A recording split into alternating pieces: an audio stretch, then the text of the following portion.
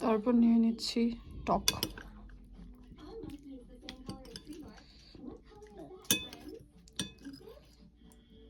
আমটা মনে হয় আমার ভাগ্যে আসেনি। একটা আম দিয়ে আর টমেটো দিয়ে এত পরিমাণে টক হয়েছে, মানে একদম পারফেক্ট টক হয়েছে।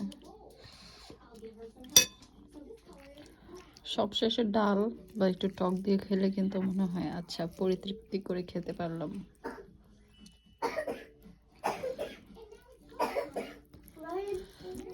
আলহামদুলিল্লাহ, এগুলাই ছিল আজকে আমার দুপুরের খাবার।